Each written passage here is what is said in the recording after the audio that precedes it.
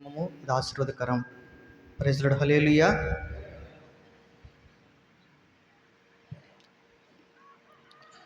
మంచిది. గడిచిన వారంలో మనం ఒక వాక్యాన్ని ధ్యానం చేశాం. ఇదేంటనంటే, యెహోవా నా కాపరి, నాకు లేమి కలుగదు. దేవుడు మనకు కాపరిగా ఉంటే మన జీవితాలు ఎలా ఉంటాయి, ఎటువంటి పరిస్థితులు మన జీవితంలోనికి వచ్చినప్పటికీ ఆయన మనకు కాపరిగా ఉంటే, ఏయ్ ఏమి తోక,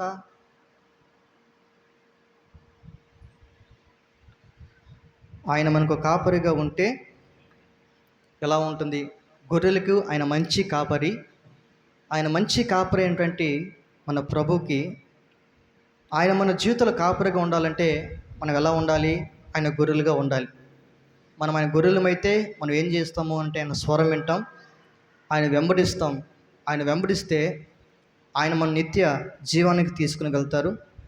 ఆయన స్వరం వింటే వాక్యమైనటువంటి ఉపదేశాన్ని, వాక్యమే ఆయనే వాక్యం.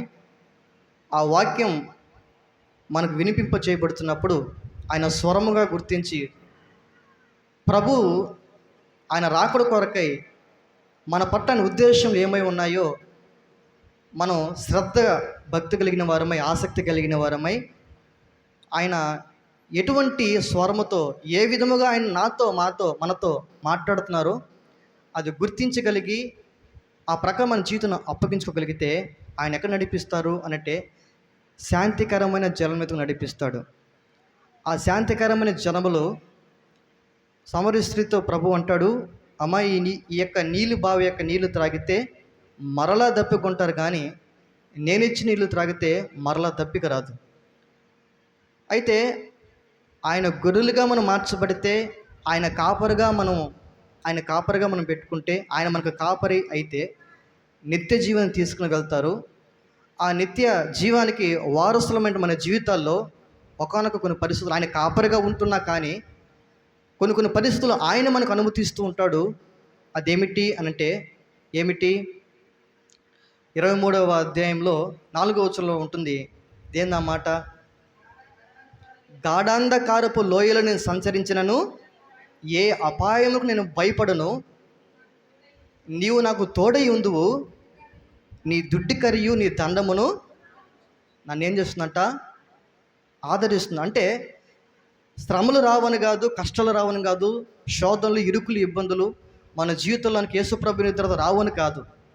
అవి వచ్చిన గాఢాంధకారపు లోయలలో మనం సంచరించవలసినటువంటి పరిస్థితులు ప్రభువే మనకు పరిస్థితుల్లో అనుమతిస్తాడు. ఎందుకనంటే మనము ఆయనతో అనుబంధముగా మార్చబడి నిమిత్తమై ఆయన ఏ విధంగా వాళ్ళు నడిపించగలుగుతారో, ఆయన ఏ విధంగా నడిపిస్తాడో, ఆయన కార్యాలు, ఆశ్చర్యమనే కార్యాలు మన పట్ల ఆయన ఉద్దేశం, సంకల్పం నెరవేర్చబడి నిమిత్తమై ఆయనే పక్షిరాజు తన గూడుని రేపినట్లుగా బాగుగా కాపరిగా ఉన్న మన జీవితాల్లో ఆయన మన గూడుని రేపుతాడు.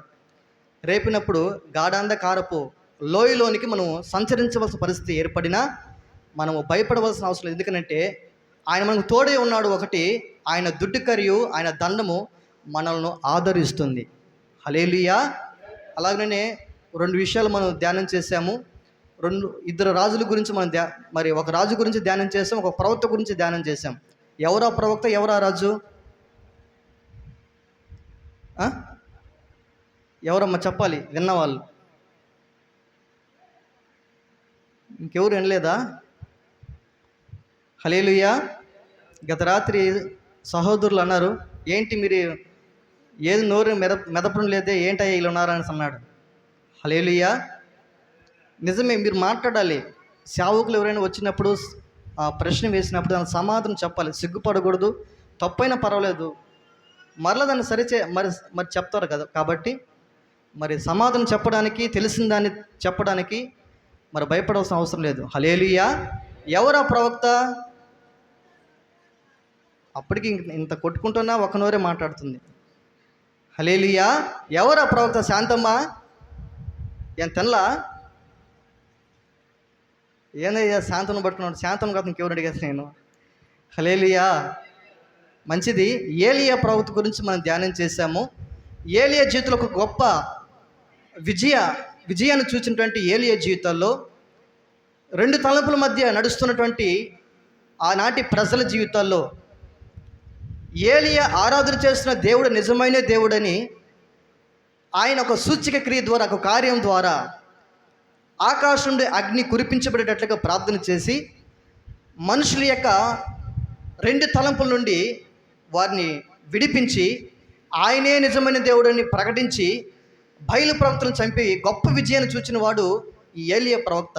అయితే 19వ అధ్యాయంలో వచ్చేసరికి యెజబెల్ ఎప్పుడైతే రేపు ఈ వేళకంతా ప్రవక్తలను ఎట్లాగే నువ్వు చంపావో వారిలో ఒకరి వల్లే నువ్వు అవుతావు అని చెప్పిన మాటకు భయపడిపోయి మరణాపేక్ష కలిగిన వాడై అరణ్యంలోకి వెళ్ళిపోవాల్సి వచ్చింది. ఆయనను దేవుడు విడిచిపెట్టలేదు. ఏ మరణము చేత ఏలియా బాధపడుచున్నాడో ప్రార్థన చేసిన అనుభవంలోనికి వచ్చినటువంటి ఏలియా, అయ్యా నన్ను తీసేసుకో, ఇంక నా జీవితము నా పితరుల కంటే నేను యోగ్యమైన వాడిని కాను అని ఎప్పుడైతే ప్రార్థన చేశాడో ఏలియా జీవితాన్ని, ఏలియా హృదయాన్ని చూసిన ప్రభు ఏలియా జీవితంలో మరణమే లేకుండా ఆరోహణమైపోయేటట్లుగా దేవుడు చేశాడు. ఆమేన్, హల్లెలూయా.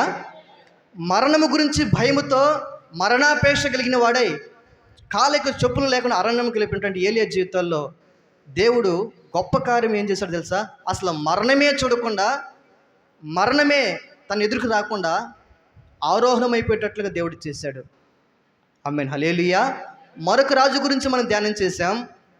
ఆ రాజు పేరు ఏమిటి? సొలొమోనా? యెహోషాపాతు గురించి ధ్యానం చేశాం. హల్లెలూయా. యెహోషాపాతు మీదకి ఒక్కసారిగా 3 రాజులు ఇచ్చారు. 3 మాట్లాడుకొని, అయ్యా యెహోషాపాతు బాగా దీవించబడ్డాడు, ఆశీర్వదించబడ్డాడు, చుట్టుపక్కల ఉన్నవారంతా ఫిలిస్తీన్ల సహితము పన్నుగొడుతున్నారు, మరి బాగా దీవించబడిన ఫిలిస్తీ మరి యెహోషాపాతు మీదకి మనం ఒక్కరికి వెళ్తే మనం జయించలేం, మన 3 కలిసి వెళితే అతను జయించవచ్చు, ఆ కొలువు సొమ్ము అంతటిని మనం పట్టుకుని వెళ్ళొచ్చు అనే ఉద్దేశంతో 3 రాజులు యెహోషాపాతు మీదకి వచ్చినప్పుడు ఆ భయము కలిగినటువంటి యెహోషాపాతు ప్రార్థన చేయడము, దేవుని యొక్క మందిరంలోనికి వెళ్ళి ప్రార్థన చేయడము ప్రారంభించిన తర్వాత ఆ ఏ భయం చేత అయితే యుద్ధ భయం బట్టి ఆ యుద్ధము వారు 3 రాజులు తన మీదకు వస్తున్న కారణాన్ని బట్టి భయపడిన వాడై ఎప్పుడైతే ప్రార్థన చేశాడో ప్రార్థన ఆలకించిన దేవుడు జవాబుగా ఒక ఆత్మచేత ఒక వ్యక్తిని నింపి ఆ వ్యక్తికి కొన్ని మాటలు తెలియపరుస్తాడు. యుద్ధమే మీరు చేయవలసినటువంటి అవసరం లేదు, యుద్ధము యెహోవాదే, రేపు మీరు యుద్ధమే చూడరు, యుద్ధమే చేయరు అని దేవుని యొక్క ఆత్మచేత ప్రేరేపించబడినటువంటి వ్యక్తి ద్వారా ప్రభు వారితో మాట్లాడిన తర్వాత ఆ 3 యొక్క రాజుల యొక్క స్థితిగతులు ఏమయ్యాయంటే, 3లో ఒకరికి ఇద్దరికి ఏం ఆలోచన కలిగిందంటే, మనం 3గా వెళితే 3 భాగాలు పంచుకోవాల్సి వస్తుంది, అదేదో మన ఇద్దరం ఒకటైపోయి ఆ రాజుని చంపేస్తే మనం 2 భాగాలు వస్తే శరీసగం తీసుకోవచ్చు అనే ఉద్దేశంతో ఒక రాజుని ఇద్దరు కలిసి ఒక రాజుని చంపేస్తారు. ఇప్పుడు ఎంతమంది ఉన్నారు? 2 ఉన్నారు. ఈ 2 రాజుల్లో కూడా ఇద్దరికి ఆలోచన వచ్చేస్తాయి, వీరిని నేను చంపేస్తే ఆస్తి నాకు వస్తుంది కదా, ఆ కొలసం అంతా నేను పట్టుకెళ్ళిపోవచ్చు ఉద్దేశంతో ఇద్దరి మనసులో కలగడం బట్టి వాళ్ళిద్దరు యుద్ధం చేసుకున్నారు. ఒక్కసారిగా 3 వచ్చారు యెహోషాపాతు మీదకి యుద్ధం చేయడానికి. అయితే ఆ 3లో 2 కలిసి ఒకరిని చంపివేశారు. ఇప్పుడు 2 మిగిలారు. ఆ 2లో కూడా ఇద్దరికి ఆలోచన వచ్చింది, ఒకటిగా వెళ్ళి మనం ఆ కొలసం అంతటిని మనం రాబట్టుకోవచ్చని ఆ యుద్ధం చేసుకొని ఒకరినొకరు చంపుకొని ఒకరినొకరు అందరూ చనిపోయారంట. హల్లెలూయా. ఇంకా యెహోషాపాతు యుద్ధానికైనా బయలుదేరి వారున్న స్థలం దాకా వెళ్ళిన తర్వాత వారందరూ శవాలై పడిపోయినారంట. ఆమేన్, హల్లెలూయా, హల్లెలూయా. శవాలై పడిపోయి ఉంటే వాళ్ళ యొద్ద ఉన్నటువంటి కొలసం అంతటిని యెహోషాపాతు తెచ్చుకున్నాడు. హల్లెలూయా. మరి వచ్చినటువంటి వారు ఒకరా ఇద్దరా అంటే 3 రాజులు ఒకేసారి వచ్చారు యెహోషాపాతు మీదకి. అయినను యెహోషాపాతు నమ్ముకున్న దేవుడు నమ్మదగిన వాడు గనుక, ఆయన ప్రార్థన ఆలకించేవాడు గనుక, ఆయన జీవం కలిగిన దేవుడు గనుక వారి యొక్క ప్రార్థన ఆలకించి యుద్ధమే లేకుండా యెహోషాపాతు భయపడుతున్నటువంటి ఆ యుద్ధమే లేకుండా యెహోషాపాతుని దేవుడు దీవించాడు. హల్లెలూయా. కాబట్టి మన గాఢాంధకారపు లోయలను మనం సంచరించిన ఏ అపాయము, ఏ శ్రమ, ఏ కష్టము, ఏ ఇరుకు, ఏ ఇబ్బంది ఏది కూడా నీ ఎదుట నిలువ చాలదు. ఆమేన్, హల్లెలూయా. ఎప్పుడు అంటే నీకొచ్చిన ప్రతి పరిస్థితుల్లో, అనుమతించబడిన ప్రతి పరిస్థితిలో నీవు దేవునికి మందిరంలోనికి వెళ్ళి ప్రార్థన చేసినప్పుడు, దేవుని ఎదుట మోకలను నువ్వు ప్రార్థన చేసినప్పుడు, నీ ప్రార్థన ఆయన ఆలకించి అంగీకరించి నీకున్న పరిస్థితులన్నిటిలో నుంచి ఆయన తప్పించే దేవుడే ఉన్నాడు. ఆమేన్, హల్లెలూయా. అది గత వారం మనం ధ్యానం చేసినటువంటి వాక్యము. అయితే ఈ దినమున ప్రభు మనకు సిద్ధపరిచినటువంటి వాక్యం చదువుకుందాం. చదువుదామా? యెషయా గ్రంథము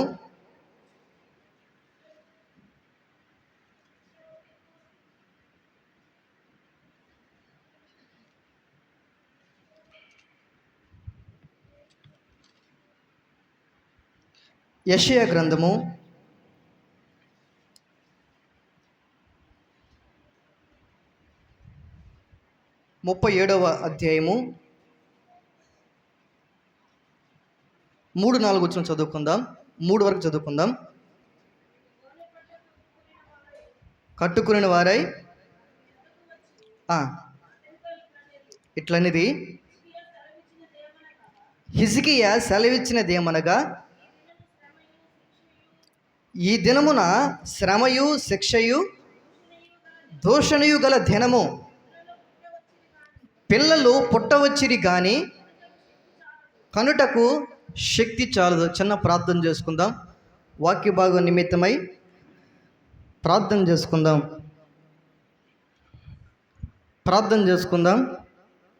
మహాపరిశుద్ధుడా, ప్రేమ కలిగిన మా తండ్రి, మీ పరిశుద్ధ నామానికై వందనాలు చెల్లిస్తున్నాం ప్రభువా. అయ్యా, చదువుబడిన మాటలు మీవి.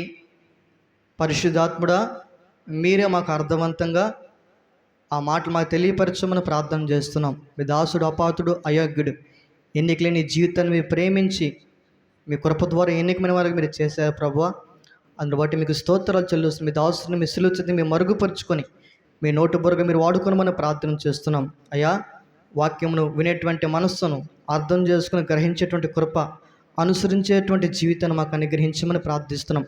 వాక్య భాగం ధారాళంగా రాకుండా అడ్డుపడని చూస్తున్నటువంటి ప్రతి దురాత్మ, అంధకార చేషు ప్రభావాలను మీ నామములో బంధించి లయపరుస్తున్నాం నాయన. ప్రతి విధమైన నిద్రాత్మను, నిర్లక్ష్యం తొలగించి వినే మనస్సును గ్రహించేటువంటి కృప, అనుసరించేటువంటి జీవితం మీ బిడ్డలకు అనుగ్రహించి అయ్యా మీరే సహాయం నడిపించి, ముందున్న సమయంలో మీ బలమైన చేతికి అప్పగిస్తున్నకు మీరే సహాయం చేసి నడిపించమని యేసయ్య నామములో ప్రార్థించి అడుగుచున్నాం మా తండ్రి.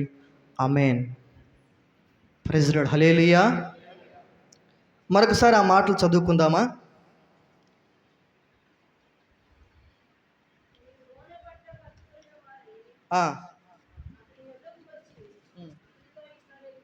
ఇట్లనిరి, హిజ్కియా సెలవిచ్చినది ఏమనగా, ఈ దినమున శ్రమయు శిక్షయు దూషణయు గల దినము, పిల్లలు పుట్టవచ్చిరి కానీ కనుటకు ఏం లేదంట, శక్తి చాలదంట. కింద రాయబడిన మాట అది. దాని గురించి ధ్యానం చేయాలని ఆశ కలిగి, ఆలోచన కలిగి ప్రభు సన్నిధిలో ప్రార్థనాపూర్వకంగా ప్రభు సన్నిధిలో గడిపి మీ ఎదురు నిలబడిన వాడినే ఉన్నాను. ఆమేన్, హల్లెలూయా. చూడండి, చివరిలో రాయబడిన మాట ఒకసారి మరి చదువుతారా? పిల్లలు పుట్టవచ్చిరి కానీ కనుటకు ఏం చాలదంట, శక్తి చాలదు అని రాయబడినట్లుగా మనం చూడగలుగుతున్నాము. ఏంటి, పిల్లలు పుట్టవచ్చిరి కానీ వారిని కనుటకు శక్తి చాలదు అని హిజ్కియా యెషయా ప్రవక్త యొద్దకు మరి కొంతమందిని పంపిస్తూ హిజ్కియా చెప్తున్న మాటలు అవి. ఏంటి, పిల్లలు పుట్టవచ్చిరి కానీ వారి కనడానికి శక్తి లేదంట. ఒక స్త్రీ గర్భము వచ్చిన తర్వాత చాలా సంతోషం ఉంటుంది. గర్భం వచ్చిన తర్వాత ఆ గర్భాన్ని, ఆ బహుమానం, దేవుడిచ్చిన బహుమానాన్ని చాలా శ్రద్ధ కలిగి ఏం చేస్తుంది, కాపాడుకుంటుంది. ఏం చేస్తుంది, కాపాడుకుంటుంది. ఆ కాపాడుకొని ఎన్ని మాసాలు తన గర్భంలో దాచుకొని భద్రపరుస్తుంది.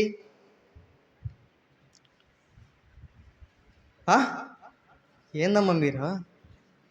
హల్లెలూయా. నిద్రపోతున్నారు చెప్పండి హల్లెలూయా. అబ్బా, ఏం గోపాలయ్యా, అంత నిద్ర వస్తుందా? మరణము నన్నేమి చేయలేదు, పరిస్థితి నన్నేమి చేయగలదు. మరణము నన్నేమి చేయలేదు. పాడదామా? గట్టికి చప్పలు కొట్టండి. నీ కృప సమృద్ధిగా నాపై నిలిపి, నీ కృప సమృద్ధిగా నిలిపి తోడై ఉన్నావు. మరణము నన్నేమి చేయలేదు, పరిస్థితి నన్నేమి చేయగలదు. మరణము నన్నేమి చేయలేదు, పరిస్థితి నన్నేమి చేయగలదు. నీ కృప సమృద్ధిగా నాపై నిలిపి తోడై ఉన్నావు. నీ కృప సమృద్ధిగా నాపై నిలిపి తోడై ఉన్నావు. మరణము నన్నేమి చేయలేదు, పరిస్థితి నన్నేమి చేయగలదు. మరణము నన్నేమి చేయలేదు, పరిస్థితి నన్నేమి చేయగలదు. హల్లెలూయా, హల్లెలూయా. హిజ్కియా అనేటువంటి రాజు తను 25 సంవత్సరాల ప్రాయంలో రాజుగా మరి ఎన్నిక చేయబడ్డాడు. 29 సంవత్సరాలు యెరూషలేము నందు అతడు యెరూషలేమును రాజ్యాన్ని పరిపాలన చేశాడు. హిజ్కియా యోధా గోత్రానికి అంతటికి రాజుగా ఉన్నాడు. ఆ సమయంలో జరిగిన పరిస్థితి పరిణామాల గురించి అక్కడ రాయబడిన మాట ఏమిటంటే, హిజ్కియా వేదనతో చెప్తున్న మాట, అయ్యా పిల్లలు పుట్టవచ్చిరి కానీ కనడానికి శక్తి లేదని హిజ్కియా రాసి యెషయా ప్రవక్త వద్దకు పంపిస్తున్నాడు. హల్లెలూయా. ఏంటి, ఒక స్త్రీ గర్భం ధరిస్తే ఎన్ని మాసాలు తన గర్భంలో తన బిడ్డని కాపాడుతుంది? 9 మాసాలు. అయితే 9 మాసాలు తన గర్భంలో ఆ బిడ్డని దాచుకొని కాపాడి చివరి క్షణంలో ఇంకా ప్రసవించేటువంటి సమయంలో కనడానికి శక్తి లేకపోతే జరిగే పరిణామం ఏంటి? ఏంది మీరు మౌనంగా ఉన్నారు? హల్లెలూయా. అర్థమవుతుందా? అర్థం కావట్లేదా? లేదా మీరు ఎవరు పిల్లలు కనలేదా? కన్నారా? కనలేదండి. అర్ణం తల్లి కన్నావా లేదా? ఎంతమంది కన్నావు నువ్వు? ఇలే కదా. హల్లెలూయా. మరి గర్భం ధరించబడి 9 మాసాలు కాపాడిన తర్వాత ఇంకా ప్రసవించే సమయానికి శక్తి లేకపోతే జరిగే పరిణామం పరిస్థితి ఏంటి? ఏమవుతుంది? ఏంది మీరు, నాకు అర్థం కావట్లేదు. జాటి ఎత్తుకుని కొట్టాలా ఎట్లా నాకు అర్థం కావట్లే. కిషోర్ బ్రదర్ మీకు అర్థమైందా? 9 నెలలు గర్భం ధరించి 9 నెలలు కాపాడింది. కాపాడిన తర్వాత కనడానికి శక్తి లేకపోతే ఏం జరుగుతుంది? జరేజయ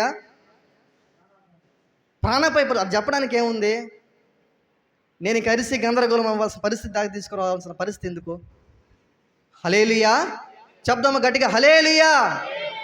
9 నెలలు కాచి కాపాడి గర్భం ధరించుకొని ఇంకా ప్రసవించే సమయానికి శక్తి లేదంట. శక్తి లేకపోతే జరిగే పరిణామం ఏంటి అంటే తల్లి బిడ్డ ఇద్దరు కూడా ఏమైపోవాలి, చనిపోవాలని పరిస్థితి. ఇప్పుడైతే మరి వైద్యం చేయడం మాకు బాగా అందుబాటులో ఉంది కాబట్టి ఆపరేషన్ కోసారా తీసేశారు, అయిపోయింది. అయితే ఆ దినాల్లో అంతెందుకు, నాకు తెలిసినటువంటి నా చిన్నతనంలో కూడా మా ఊరిలో మంత్రసాని అంటే ఇంటి దగ్గరే ప్రసవించేటువంటి చేసేవాళ్ళు. నా చిన్నతనంలో మా ఇంటి పక్కన వాళ్ళు చేసేవాళ్ళు. నానమ్మ అవుతుంది నాకు ఆమె చేసేది. అలాగే మీరు ఎవరైనా చేసిన అనుభవం ఎవరికైనా ఉందా? ఇంటి దగ్గరే మరి ప్రసవించినప్పుడు మంత్రసానిలాగా పనిచేసిన వాళ్ళు ఎవరైనా ఉన్నారా? ఎవరు తెలీదా? హల్లెలూయా. అయితే నాకు తెలుసు, ఇంటికాడ చేసేవాళ్ళు. మాకంత వైద్యం అంత అందుబాటులో మాకు లేదు కాబట్టి. హల్లెలూయా. అయితే 9 నెలలు కాపాడిన తర్వాత కనడానికి శక్తి లేకపోతే తల్లి బిడ్డ ఇద్దరు కూడా చనిపోవాల్సిన పరిస్థితి ఏర్పడుతుంది. ఇదేంటండి, గర్భం ధరించబడిన తర్వాత 9 నెలలు కాపాడిన తర్వాత ఈ 9 నెలల్లో కూడా గర్భంలో ఎదుగుతున్న బిడ్డ ఎలాగ ఎదుగుతుంటుందో కనడానికి కూడా తల్లి ఏం చేస్తూ ఉండాలి? శక్తిని సమకూర్చుకుంటూ ఉండాలి. పిల్లలు కనాలంటే ఒక శక్తి ఉండాలి. గర్భం ధరించబడ్డ 9 నెలలు కాపాడబడ్డ ప్రసవించడానికి ఏముండాలి అని అంటే శక్తి ఉండాలి. శక్తి లేకపోతే తల్లి చనిపోతుంది, గర్భంలో 9 నెలలు కాపాడబడిన బిడ్డ కూడా చనిపోతుంది. అలాగనే ఇద్దరం ఆత్మీయంగా మనం పోల్చుకుంటే దానిని మనకు ఆత్మ సంబంధంగా వాక్యంతో మనము దాన్ని ఆత్మీయంగా మనం పోల్చుకుంటే యేసు ప్రభుని ఎరిగి ఆయన నిజమైన దేవుడని, లోకరక్షకుడని హృదయమందు విశ్వసించి నోటితో ఒప్పుకొని ఇద్దరు మన సంఘములో బాప్తిస్యం ద్వారా ఆయన బిడ్డలుగా సొత్తుగా మార్చబడి సంఘములో కూర్చున్న మన జీవితాల్లో దేవుని యొక్క వాక్యాన్ని అనేకమైనటువంటి పరిస్థితులు మనం వాక్యం విని ఎంతో కొంత గొప్ప ఆయన గురించినటువంటి జ్ఞానాన్ని సంపాదించిన తర్వాత ఈ ఆత్మ సంబంధమైనటువంటి ఈ యాత్రలో ఈ జీవితాల్లో యేసు ప్రభువుని ఎరిగినటువంటి ఈ జీవితాల్లో ఒక నిరీక్షణ, మనకు ఉండవలసిన నిరీక్షణ ఏంటి? ఒక క్రైస్తవుడుగా యేసు ప్రభువుని ఎరిగిన వ్యక్తిగా మనకు ఉండవలసిన నిరీక్షణ ఏంటి? ఏ నిరీక్షణ ఉండాలమ్మా? ఏ నిరీక్షణతో మనం ఎదురు చూస్తున్నాం? అర్ణం తల్లి, ఇద్దరం దేవుని మందిరంలో కూర్చున్న నీవు ఏ నిరీక్షణతో దేవుని మందిరానికి వస్తున్నావు? నీ యొక్క గురి, నీ గమ్యము ఏంటి?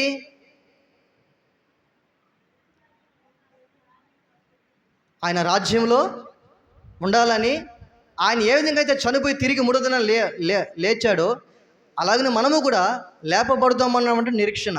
ఆ నిరీక్షణ నీకు ఈ దినమున నీవు చనిపోతే ప్రభు రాజ్యంలో ఆయనతో కూడా ఉంటావని నిరీక్షించిన నిశ్చయిత నీకుందా?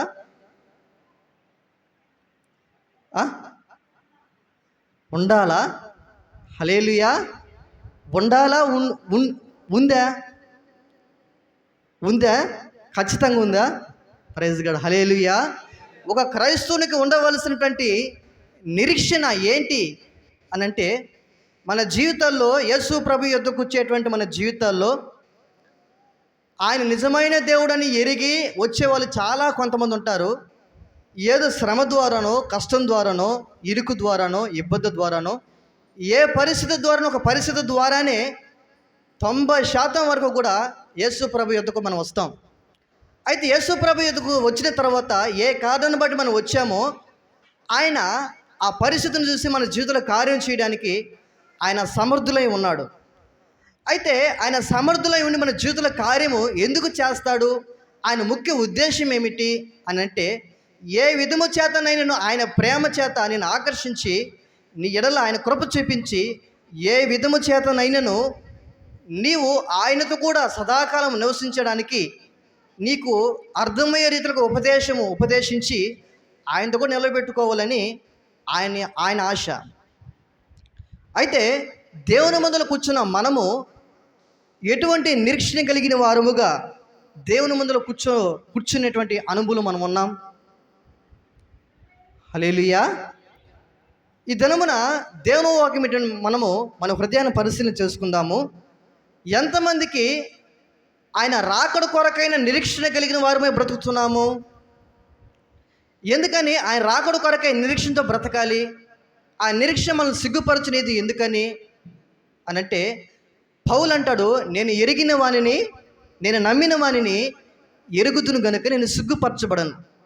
ఈ దినమున పౌలు ఎవరినైతే ఎరిగాడో, ఆయన ఏదైతే నమ్మాడో, ఏదైతే ఎరిగాడో, ఆ నిరీక్షణ పౌలు సిగ్గుపరచనిదని పౌలు చెబుతున్నాడు. ఈ దినం నువ్వు చేస్తున్న భక్తి నేను ఆయన రాజ్యంలో చేర్చేటట్లుగా ఉందా?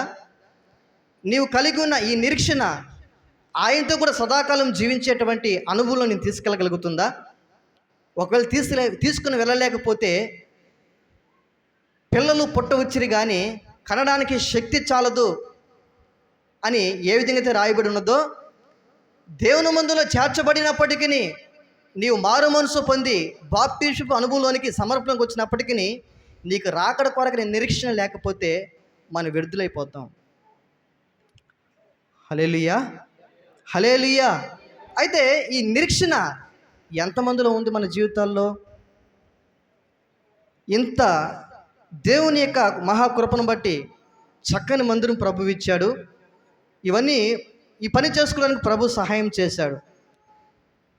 చేశాడు, విశ్వాసం ఇచ్చాడు, పరిచయంలోనికి ప్రభును నడిపించాడు.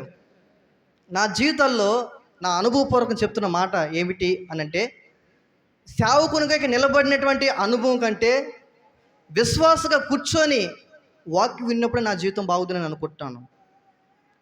ఎందుకనంటే, కూర్చొని వాక్యం వినేటప్పుడు ఏ మాట నాకు దొరుకుతుందో, ఏ రుచికరమైన మాట దొరుకుతుందో దాని కొరకు ఎదురు చూస్తూ ఆ మాట తీసుకొని పట్టుకొని ఆ మాట వల్ల బ్రతకాలని ఆలోచన, తీర్మానం కలిగి దాని కొరకు బ్రతకాలన్న ఆశ తీవ్రంగా ఉండేది. విశ్వాసంగా ఉన్నప్పుడు అనేక రకమైన రుచికరమైనటువంటి వంటలు తినేవాడిని. ఏ వంట? ఆత్మీయ ఆహారాన్ని భుజించేవాడిని. ఇప్పుడు ఒకరి మీద ఆధారపడుతున్న నేను ఇప్పుడు ఏం చేయవలసి వస్తుంది అనంటే, నన్ను నేను బలపరుచుకోవాలి. బలపరుస్తూ సంఘానికి వస్తున్న మీ అందరికీ రుచికరమైనటువంటి భోజనాన్ని సిద్ధపరచాలి. ఒకప్పుడు తినేటువంటి అనుభవము ఇప్పుడు అలా కాదు.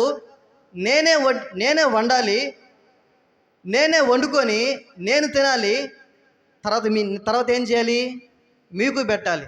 ఇప్పుడు తింటున్నది నాకు రుచికరంగా లేదు, తింటున్న మీకు ఎలా ఉందో నాకైతే తెలియదు. నాకైతే అది రుచికరంగా అనిపించడం లేదు. ఏంది, నీ సేవలోకి వచ్చిన తర్వాత, సంఘం ఇచ్చిన తర్వాత, ఇంత కార్యాలు చేసుకుంటూ వచ్చిన తర్వాత శక్తి లేకపోతే, కనలేకపోతే ఇప్పుడు నేనేమైపోతాను? హల్లెలూయా. అంటే ఏదో నా ఎదుటికి భారం అవుతుందనో కష్టమవుతుందని కాదు, కానీ ఒక సంతృప్తి అన్నది నాలో కలగడం లేదు. దేవుని యొక్క పాదాల చెంత ఎంతో సమయాన్ని గడుపుతున్నట్టు అనుభవం ఉంది. ఆయన ఏ విధంగా చేత నడిపిస్తున్నాడు. అందుకని పౌలు అంటాడు, ఆయన దయ చూపితే మరికి ఎక్కువగా పని చేద్దామని తన ఒంట్లో ఉన్నటువంటి రోగం బట్టి పౌలు ప్రార్థన చేస్తూ ఉంటే దేవుడు అంటాడు, యేసు ప్రభు ఏమంటాడు? నా కృప నీకు చాలు,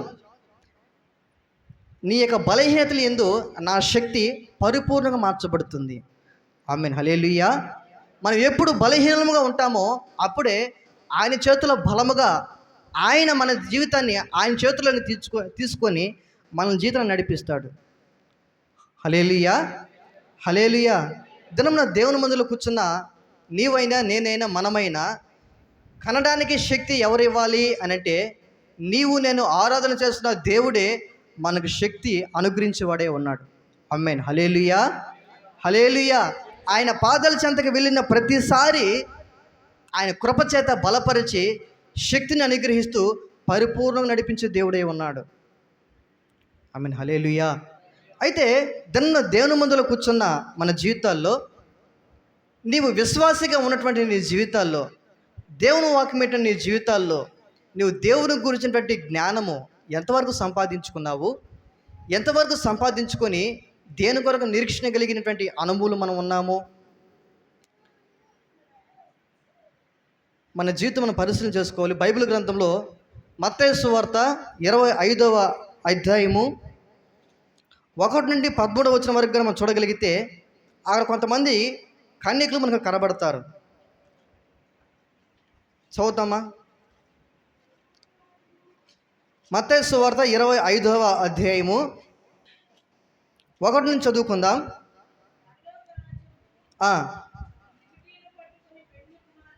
తమ దివిటీలు పట్టుకుని పెండ్లి కుమారుని ఎదుర్కొనుటకు బయలుదేరిన 10 మంది కన్యకలను పోలి ఉన్నది.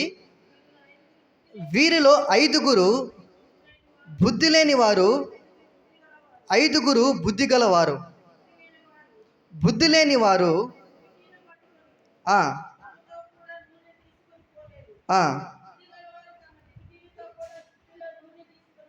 పోయిరి. పెండ్లి కుమారుడు ఆలస్యము చేయగా వారందరూ కునికి నిద్రించుచుండిరి. అర్ధరాత్రి వేళ ఇదిగో పెండ్లి కుమారుడు అతనిని ఎదుర్కొన్న రండి అని కేక వినబడిను.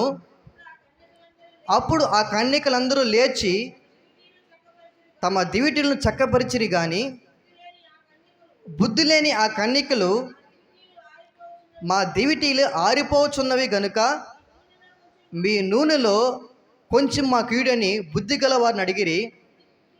అందుకు బుద్ధి గల కన్యకలు, మాకును మీకును ఇది చాలదేమో, మీరు అమ్ము వారి యొద్దకు పోయి కొనుక్కునని చెప్పిరి. వారు కొనబోచుండగా పెండ్లి కుమారుడు వచ్చెను. అప్పుడు సిద్ధపడి ఉన్నవారు అతనితో కూడా పెండ్లి విందుకు లోపలికి పోయిరి. అంతటా తలుపు వేయబడెను. ఆ తరువాత తక్కిన కన్యకలు వచ్చి, అయ్యా అయ్యా మాకు తలుపు తీయమని అడుగగా అతడు, మిమ్మును ఎరుగునని మీతో నిశ్చయంగా చెప్పుచున్నాను నేను, మీకు తెలియదు గనుక మెలకువగా ఉండుడి. హల్లెలూయా. ఎలా ఉండమంటుందంట? మెలకువగా అంటే నిద్రపోకుండా ఉండమని చెప్తుంది వాక్యం. హల్లెలూయా. చూడండి, 10 మంది కన్యకలు ఉన్నారు. అందులో బుద్ధి కలిగిన కన్యకలు 5 మంది ఉన్నారు. బుద్ధి లేని కన్యకలు 5 మంది ఉన్నారు. అయితే వారు 10 మంది కూడా దేని కొరకై ఏర్పరచబడిన వారు అని అంటే పరలోక రాజ్యం నిమిత్తమే ఏర్పరచబడిన వారు. అయితే బుద్ధి కలిగిన వారేమో నూనె తీసుకొని దివిటీలను చక్కపరుచుకొని వారు సిద్ధపాటు కలిగిన వారై, వారు సిద్ధపాటు కలిగి వారు ప్రభు రాకడ ఆలస్యం అవుతుందని వారు నిద్రిస్తున్నారు. వారితో పాటుగా మరో 5గురి యొక్క కన్యకలు కూడా, బుద్ధి లేని కన్యకలు కూడా వారితో పాటు ఉండి ఇద్దరు నిద్రిస్తున్నారు. ఈ 5 మంది నిద్రిస్తున్నారు. బుద్ధి గల కన్యకలు నిద్రిస్తున్నారు. బుద్ధి లేని కన్యకలు కూడా నిద్రిస్తున్నారు. వీరెందుకు బుద్ధి గల కన్యకలు అయ్యారు, వీరెందుకు బుద్ధి లేని కన్యకలుగా మార్చబడ్డారు అని ఆలోచన చేస్తే, వారు దివిటీలు పట్టుకొని నూనెని సిద్ధము చేసుకొని పరలోక రాజ్యం నిమిత్తమై పెండ్లి కుమారుడు రాబోతున్నాడు కాబట్టి ఆయన ఎదుర్కోవడం నిమిత్తమై వారు ఆ 10 మంది కూడా సిద్ధపడగలిగి వచ్చారు. కానీ 5 మంది దగ్గర మాత్రమే ఏమున్నాయి అని అంటే నూనె, అభిషేకం ఉన్నది. మరి 5 మంది దగ్గర దివిటీలు ఉన్నాయి కానీ వారిలో ఏమీ లేదు. అభిషేకం, నూనె అభిషేకానికి సాదృశ్యంగా ఉంది. అయితే వారి జీవితాల్లో దివిటి ఉంది. వారి జీవితము వెలిగించబడి ఆయన పెట్టిన దీపముగా ఉన్నది. ఆయన పెట్టిన దీపము సుడిగాలిలోనైనా జడివానలోనైనా అది ఆరిపోదు. ఎందుకనంటే ఆయన వెలిగించిన దీపం కాబట్టి అది జడివానలో అయినా సరే, వానలో దీపం ఆరిపోకుండా ఉంటుందా? వానలో ఆరిపోకుండా ఉంటుందా? ఉండదు. గాలి ఎక్కువైతే దీపము గాల్లో నిలబెడితే దీపము అలాగనే వెలుగుతూ ఉంటుందా? ఆరిపోతుంది. కానీ ప్రభు వెలిగించినటువంటి దీపము అది ఏమైపోదు అనంటే జడివానే అయినా సుడిగాలి అయినా అది ఆరిపోదంట. ఎందుకంటే ఆయన వెలిగించిన దీపము ఆరిపోదు. అందుకని ఆయన దీపం గురించి చెప్తూ మీ యొక్క దీపాలు ఎక్కడ పెట్టమని చెప్తున్నాడు దేవుడు? దీప స్తంభం మీద పెట్టమంటున్నాడు.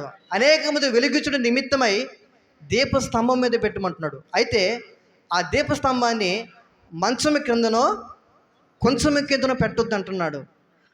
మంచము అంటే దేనికి సాదృశ్యం ఉంది అంటే, దేనికి సాదృశ్యం ఉంది? సుఖానికి, సోమర్తనానికి సాదృశ్యంగా ఉంది. అయితే కొంచెము దేనికి సాదృశ్యంగా ఉంది? కొంచెం అంటే ఏంటి? కొలుచుకునేది. అంటే మన ఆత్మ సంబంధమైన భక్తి జీవితాల్లో యేసు ప్రభుని ఎరిగి మారు మనసు పొంది బాప్తీసం తీసుకొని కొంత గొప్ప మన జీవితాన్ని సమర్పించుకొని ఆయన ఉన్నతమైన నడిపిస్తుంటున్న నడిపింపుకు అప్పగించుకొని ఇంత దూరం ప్రయాణం చేసిన తర్వాత మనం రక్షించబడి ఒక 3 సంవత్సరాలు, 4 సంవత్సరాలు, 5 సంవత్సరాలు, 10 సంవత్సరాలు, మీరు రక్షించబడి ఎన్ని సంవత్సరాలు అవుతుందో నాకైతే తెలియదు. కానీ ఇంత కాలమైన తరువాత మన జీవితము అనేక మందికి వెలిగించడం నిమిత్తమై ప్రకాశించకపోతే మంచము కిందనో కొంచెం కిందనో పెట్టుకున్న వారేమైతే ఎంతమంది మన దీవెనకరంగా మార్చబడతాం? ఈ దినమున నిన్ను బట్టి దేవుని యొక్క నామము ఏ విధంగా మహింపరచబడుతున్నది? లేకపోతే నీవు కొలుచుకొని వారి భక్తులను చూసి వీరి భక్తులను చూసి వారు ఎలా ఉన్నారు, వీరు ఎలా ఉన్నారు అనుకుంటూనే నీ జీవితాల్లో నీవు దేవుడు ఉద్దేశించినటువంటి సంకల్పానికి, ఆయన ఉద్దేశానికి తగినట్లుగా నీ జీవితం ఎందుకు ప్రకాశించలేకపోతున్నది? నీవెందుకు ఆత్మ సంబంధంగా నువ్వు కట్టబడలేకపోతున్నావు? ఆత్మ సంబంధమైన తీవ్రత నీళ్ళు ఎందుకు కనబడడం లేదు? నీవెందుకు దేవుని కొరకు ప్రకాశించలేకపోతున్నావు, జీవించలేకపోతున్నావు అని అంటే, నీవు గురి అయినటువంటి యేసు ప్రభు వైపు చూడకుండా నీవు కొలుచుకుంటూ నీ జీవితంలో ఏం చేసుకుంటున్నావు అంటే, వారిని చూచి వీరిని చూచి నీ జీవితం నీవే పతనావస్థకి దారి తీసుకొని నీవే వెళ్ళిపోతున్నావని నువ్వు గుర్తించుకోలేదు నాన్న. హల్లెలూయా, హల్లెలూయా. అయితే ఇంత సమయము మనము దేవుడు యేసుప్రభుని ఎరిగిన తర్వాత ఎన్ని ఉపదేశాలు మనం విన్నాము, ఎన్ని వాక్యాలు విన్నాము, ఎన్ని విధాలుగా దేవుడు మనతో మాట్లాడి ఆయన ఉపదేశాన్ని ఉపదేశిస్తే ఈ దినమున ఎటువంటి నిరీక్షణ కలిగిన వారంగా నీవు జీవిస్తున్నావు? కొంచెం కింద పెట్టిన అనుభవంలో నీవు ఉన్నావా? లేకపోతే మంచం కింద అంటే సుఖానికి, సోమర్తనానికి నీ జీవితానికి అప్పగించబడిపోయి ఆయన కొరకు నువ్వు ప్రకాశించలేనటువంటి అనుభవంలో నీవు ఉన్నావా? అయితే యేసయ్య గారు రాసుకున్నాడు, ఆయన వెలిగించిన దీపము ఆరిపోదంట. హల్లెలూయా. నా దీపము యేసయ్యా నీవు వెలిగించినావు, సుడిగాలిలోనైనా జడివానలోనైనా ఆరిపోదులే నీవు వెలిగించిన దీపము, నీవు వెలిగించిన దీపము, నీవు వెలిగించిన దీపము, నీవు వెలిగించిన దీపము, నీవు వెలిగించిన దీపము. నా దీపము యేసయ్యా నీవు వెలిగించినావు, నా దీపము యేసయ్యా నీవు వెలిగించినావు, సుడిగాలిలో అయినా జడివానలో అయినా ఆరిపోదులే నీవు వెలిగించిన దీపము, నీవు వెలిగించిన దీపము, నీవు వెలిగించిన దీపము నీవు వెలిగించిన దీపము హల్లెలూయా. నేను కళల్ని నేను ఎక్కువగా నమ్మను. ఎందుకు నమ్మను అని అంటే, నాకు వచ్చే కళలు నమ్మను నేను. కొన్ని పరిస్థితుల్లో ప్రభు అనుభవాలు గుండా తీసుకెళ్ళేటువంటి ఆ కళల ద్వారా, మనకు దర్శనాల ద్వారా దేవుడు తెలియపరుస్తాడు. దేవుడు ఆయా పరిస్థితుల ద్వారా దేవుడు మనతో మాట్లాడతాడు. కళల ద్వారా మాట్లాడతాడు, దర్శనాల ద్వారా మాట్లాడతాడు, తలంపుల ద్వారా మాట్లాడతాడు, వాక్యం ద్వారా మాట్లాడతాడు, ప్రవక్తల ద్వారా ప్రభు మాట్లాడతాడు. ఎన్ని రకాలుగా ఆయన మాట్లాడగలడో ఆయన మాట్లాడతాడు, అందులో సందేహం లేదు. అయితే నేను మన సంఘంలో ఒక కళ విన్నాను. మన సంఘంలో ఒక సహోదరుడికి కళ వస్తే, ఆ కళ విన్నప్పుడు ఆ కళని నా జీవితాన్ని నేను అన్వయించుకున్నాను. ఏంటి అని అంటే, ఒక నది కనబడుతుంది. ఆ నదిని చూసి చాలామంది కూడా దాని గురించి చాలా మంచిగా ఏం చేస్తున్నారంటే బాగా చెప్పుకుంటున్నారు. ప్రసిద్ధిగాంచినటువంటి నదిగా అది కనబడుతుంది. దాని గురించి అందరూ కూడా చెప్పుకునేటువంటి స్థితి ఆ నది కలిగి ఉన్నది. అయితే అందులో 2 కార్యాలు జరిపించబడ్డాయి. శుద్ధీకరించుకోవడానికి పళ్ళు, మరొకటి శుద్ధీకరించుకున్నాడు. బాగుంది అన్నీ అయిన తర్వాత ఒక సేవకుడు కనబడ్డాడు. ఆ సేవకుడిని ఆయనకి కొంత భోజనాన్ని, టిఫిన్ని ఆయనకి ఇచ్చారు. ఈ బ్రదర్ తీసుకొని వచ్చేసారు. అయిపోయింది. తీసుకున్న తర్వాత కొంత దూరం ప్రయాణం చేస్తే మందిరం కనబడుతుంది. ఒక దగ్గర ప్రార్థన జరుగుతూ ఉంది. ఆ ప్రార్థనలో ఏమి ఎక్కువగా ఉందనంటే, అల్లరి ఎక్కువ ఉందంట. ఏమి ఎక్కువ ఉంది? వింటున్నారమ్మా? అల్లరి ఎక్కువగా ఉందంట. మరి ఆ స్థలానికి వచ్చిన తర్వాత చిన్న ఒక పాప కనబడుతుంది, మరొక వ్యక్తి కనబడుతున్నాడు. ఆ వ్యక్తి ఏం చేస్తున్నాడు అనంటే, మరి బట్టలను విప్పేసి చొక్కా విప్పేసిన వాడుగా ఉన్నాడు. రాగానే వచ్చిన వ్యక్తి అతను అడిగాడు, బట్టలు విప్పేసిన అనగానే బట్టలు మళ్ళీ చెప్పంగానే వేసుకున్నాడంట. వేసుకున్న తర్వాత అక్కడ చిన్న బిడ్డ కనబడుతుంది. చిన్న బిడ్డ అక్కడ పరిస్థితులు ఎలా ఉన్నాయి అనంటే, అల్లరి ఎక్కువగా ఉంది. ఆ అల్లరితో పాటు ఒక వ్యక్తి ఏం చేస్తున్నాడంటే ప్రార్థన చేస్తున్నాడంట. హల్లెలూయా.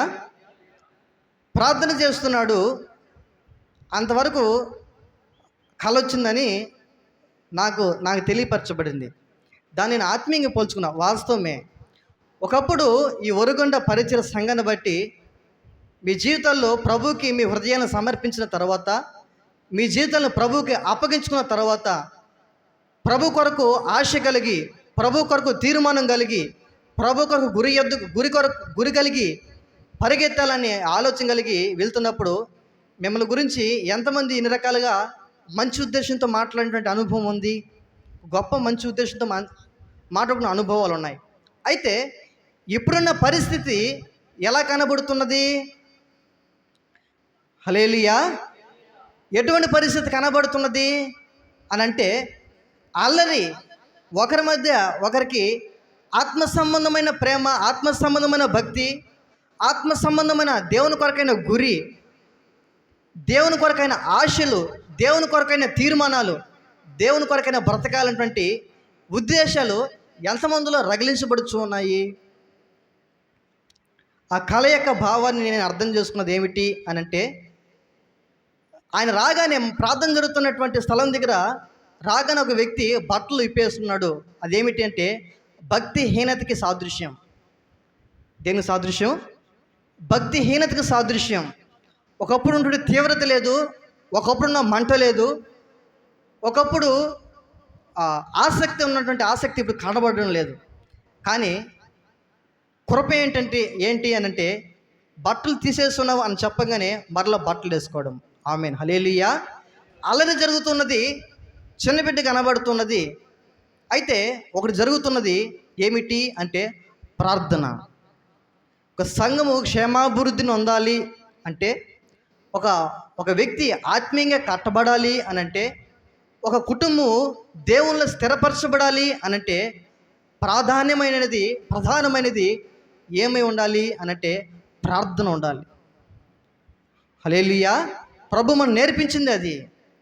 నీ జీవితంలో ఎటువంటి పరిస్థితుల్లో నీవు ఉన్నావో, ఎటువంటి స్థితిగతుల మధ్య నువ్వు జీవిస్తున్నావో, ఒకవేళ శ్రమలో ఇరుకు ఇబ్బందో, లేకపోతే నీ జీవితంలో ఏ సమస్య నేను వెంటాడుతుందో అది నాకైతే తెలియదు, కానీ వెంటాడుతున్న ప్రతి దానికి పరిష్కారము, అందులో నుండి నిన్ను ఓత్సాహానికి నడిపించేది ఏమిటి అనంటే ప్రార్థనే. హల్లెలూయా. ఆ ప్రార్థనే ఏం చేస్తుంది అనంటే మన జీవితాల్ని, కుటుంబాల్ని, సంఘాన్ని క్షేమాభివృద్ధిలో నడిపిస్తుంది. ఆమేన్. హల్లెలూయా. మీరు అడుగుడి మీకు ఏం చేయబడుతుంది?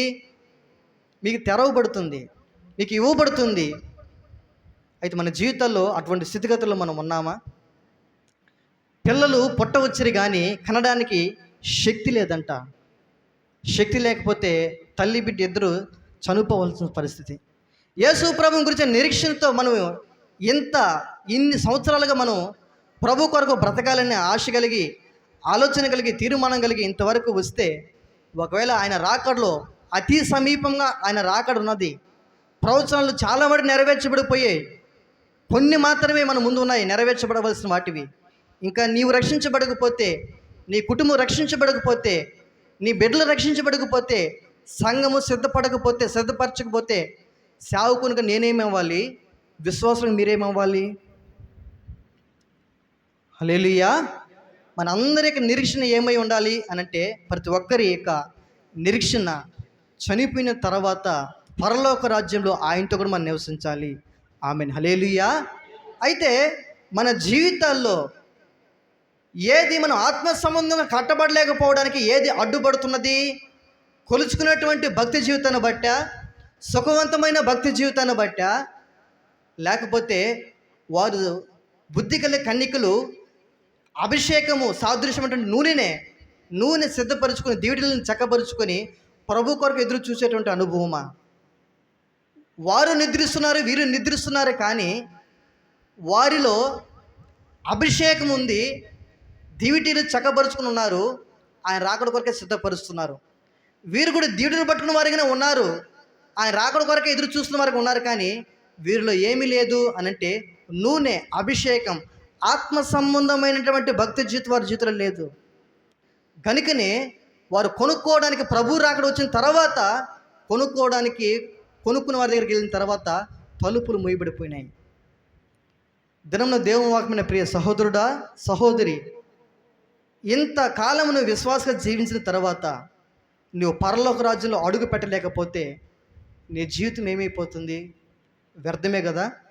అలా వ్యర్థమైపోకుండా ఉండే నిమిత్తమై దేవుని యొక్క వాక్యము మనకు అందుబాటులో ప్రభు ఇచ్చాడు. ఈ వాక్యం చదివే అనుభవంలో ఉన్నావా? వాక్యము వినువారు నీతిమంతులుగా తీర్చబడరు, కానీ వాక్యము విని అనుసరించేవారు నీతిమంతులుగా తీర్చబడతారు. హల్లెలూయా. హల్లెలూయా. ఒకవేళ ప్రభు ప్రత్యక్షమై నీకు ఏం కావాలని ఆయన అడిగితే ఏమడుగుతావు? జరజయ్య, దేవుడు నీకు ప్రత్యక్షమై నీకేం కావాలంటే నువ్వేం అడుగుతావు? నా అప్పులు తొలగించు ప్రభు అంటావా? హల్లెలూయా.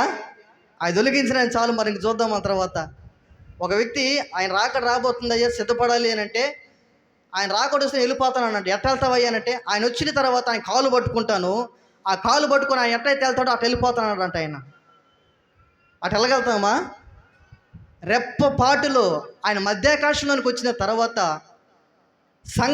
వధువు సంఘమే, పెళ్ళి కుమారు నిమిత్తమై ఎదురు చూస్తున్నటువంటి సంఘమే, సిద్ధపాటు కలిగినటువంటి సంఘమే, వధువు సంఘమే, ఆయన రక్తం చేత కడగబడిన సంఘమే రాకళ్ళు ఎత్తబడగలుగుతుంది. హల్లెలూయా.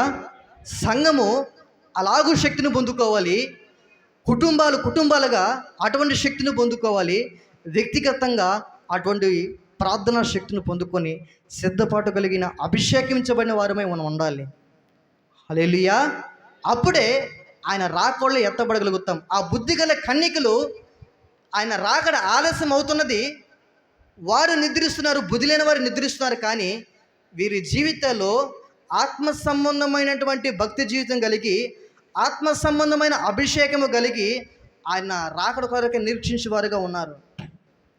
క్రియలు లేని విశ్వాసము మృతము అని రాయబడి ఉన్నది. నీ జీవితంలో ఆ నిరీక్షణ ఉన్నదనే అని అనుకుంటా నీవు చెప్తున్నా, నీవు క్రైస్తవ భక్తి జీవితానికి, ఆత్మ సంబంధమైన భక్తి జీవితానికి తగినటువంటి క్రియలు నీ జీవితంలో కనబడాలి. నిర్లక్ష్యం తొలగించు ప్రభువు అని ప్రార్థన చేసేటువంటి మనమే దేవుని మందిరానికి నిర్లక్ష్యంగా వస్తే, మందిరానికి ఆలస్యంగా వస్తున్న వారి పరిస్థితి ఏంటి? శనివారం సిద్ధపాటు గుడిలో ప్రార్థన చేస్తున్నాం. మనందరూ కూడా ప్రార్థన, నిర్లక్ష్యం నాలో తొలగించు ప్రభువు ప్రార్థన చేస్తున్నాను. నేను నాలోనే ఒక నిర్లక్ష్యత ఉంటే విశ్వాస పరిస్థితి ఏంటి? నేనే ఆయన రాకడ కొరకు సిద్ధపడలేకపోతే సంఘాన్ని నేను సిద్ధపరచగలుగుతాను? నాలోనే దేవుని యొక్క శక్తి పరిపూర్ణంగా మార్చబడకపోతే విశ్వాసులైన మీ జీవితాల్లో ఆయన శక్తిని ఎలాగ పరిపూర్ణంగా మార్చబడే అనుభవంలోనికి తీసుకుని నడిపించగలుగుతాను? అయితే ఈ దినమున పిల్లలు పుట్టవచ్చురు కానీ కనడానికి శక్తి లేదంట. అయితే ఈ దినమున దేవుని వాక్యం వింటున్న నీవైనా, వాక్యాన్ని ప్రకటిస్తున్న నేనైనా, ఈ దినమున మనం ఆలోచన చేయవలసింది ఏమిటి అనంటే, నీ గురి నా గురి, మీ ఆశలు నా ఆశలు, మీ తీర్మానాలు నా తీర్మానాలు సరైనవి అయితే, మళ్ళీ ఆత్మ సంబంధమైన ఆశలు ఉంటే ఆ ఆశలు మనల్ని ఏం చేస్తాయి అనంటే ఆత్మ సంబంధమైన తీర్మానాలు చేసేటట్లుగా చేస్తుంది. ఏంటి? ఆత్మ సంబంధమైన ఆశలు ఉంటే ప్రభు కొరకు జీవించాలి, ప్రభు కొరకు బ్రతకాలి, ప్రభు కొరకు రోషం కలిగి, వైరాగ్యం కలిగి, గురి కలిగి, స్థిరమైన నిర్ణయాలు కలిగి బ్రతకాలని, ఆయన వలే మార్చబడాలని ఆశ నీ జీవితంలో, నా జీవితంలో, మన జీవితంలో ఉంటే ఆ ఆశ మనల్ని ఏం చేస్తుందో తెలుసా? శ్రేష్టమైనటువంటి స్థిరమైనటువంటి తీర్మానాలు చేసేటట్లుగా చేస్తుంది, సరైన తీర్మానాలు చేసేటట్లుగా చేస్తుంది. ఆ ఆశ, ఆ సరైన తీర్మానాలు మనల్ని ఏం చేస్తుందో తెలుసా? గురి ఎద్దుకు నడిపిస్తుంది. హల్లెలూయా. ఆయన రాకడకు సిద్ధపరుస్తుంది, ఆయన రాకడలు ఎత్తబడేటట్లుగా చేస్తుంది, సరైనటువంటి గమ్యానికి చేరుస్తుంది. ఆమేన్. హల్లెలూయా. అయితే దినమున నీకు ఎటువంటి ఆశలు నీ జీవితంలో కలిగి ఉన్నావు? నీ ఈ భూ సంబంధమైన అవసరాలు తీర్చబడితేనో, నీ కుటుంబము అన్ని విధాలుగా పోషించబడితేనో, లేకపోతే నీకు ఎదురవుతున్న కష్టాలు, ఇరుకులు, ఇబ్బందుల నుండి ప్రభు వాటి నుండి కాపాడితేనో, వాటి నుండి విడిపిస్తేనో, లేకపోతే నీ జీవితాల్లో నువ్వేదైతే అనుభవిస్తున్నావో అందులో నుండి బయటికి తీసుకొస్తేనే సరిపోతుందా? లేకపోతే మనము సేవకునిగా నేను మరి ప్రార్థనలోను, సిద్ధపాటులోను, ఆదివారం ఆరాధన కుడుకులోను వాక్యం చెబుతూ, ప్రకటన చేస్తూ, ప్రార్థన చేస్తూ ఇలా చేస్తే సరిపోతుందా? లేకపోతే సరైన ఆశలు కలిగి ఏదో సమయానికి రావాలి కాబట్టి ఏదో వస్తున్నాం అన్నట్టుగా నేను, ఏదో నాకు బాధ్యత ఇవ్వబడింది కాబట్టి ఇది బాధ్యత కాబట్టి అన్నట్లుగా నేను ఇది చేయడం వల్ల ప్రయోజనం లేదు. కానీ ప్రభు కొరకు బ్రతకాలనే ఆశలు ఉండాలి. ఆమేన్. ప్రభు కొరకు జీవించాలనేటువంటి ఆశలు ఉండాలి, ప్రభు వల్లే మార్చబడాలని ఆశలు ఉండాలి, ప్రభు వల్లే రూపాంతరం చెందబడాలని ఆయన ఎలాగైతే మాదిరి ఉంచిపోయాడో ఆ మాదిరికరమైన జీవితాన్ని నేను అనుభవించాలని ఆ ఆశలు ఉంటే, ఆ ఆశలు నన్ను ఏం చేస్తాయి అనంటే సరైన తీర్మానాలు చేసేటట్లుగా చేస్తుంది. హల్లెలూయా. ఆ తీర్మానాలే నిన్ను ఎక్కడ నడిపిస్తాయో తెలుసా? సరైన గమ్యానికి చేరుస్తాయి. ఆమేన్. నీ తీర్మానమే స్థిరమైనది, నీ ఆలోచనలు ఘనమైనవి. నీ తీర్మానమే స్థిరమైనది, నీ ఆలోచనలు స్థిరమైనవి, మహోన్నతమైనవి. నీ ప్రణాళికలు మహోన్నతమైనవి, నీ ప్రణాళికలు ఎవరు విడదీయలేనిది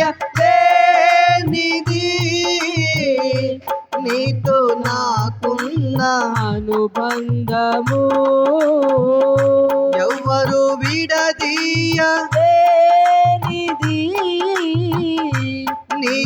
నాకున్న అనుబంధము నీ తీర్మానమే స్థిరమైనది, నీ ఆలోచనలు ఘనమైనవి, నీ తీర్మానమే స్థిరమైనది, నీ ఆలోచనలు ఘనమైనవి, మహోన్నతమైనవి నీ ప్రణాళికలు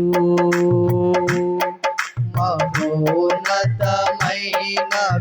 నీ ప్రణాళికలు ఎవ్వరు విడదీయలే ప్రణాళికలేనిది నీతో నాకున్న అనుబంధము